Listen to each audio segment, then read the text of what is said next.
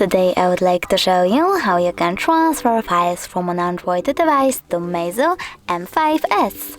Start by opening App Store on Meizu and Play Store on an Android.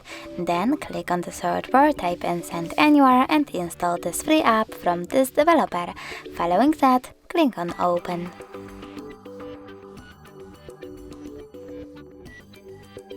Now choose I accept, confirm, continue and allow on an Android. Then we need to wait for this one to download.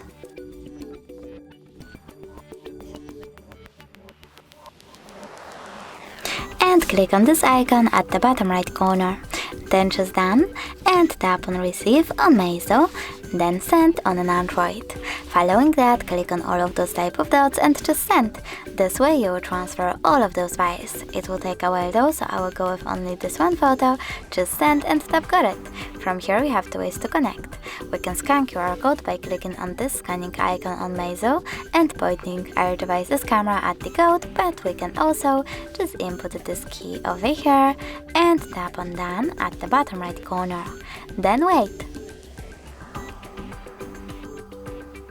And now as you can see, my photo was successfully sent.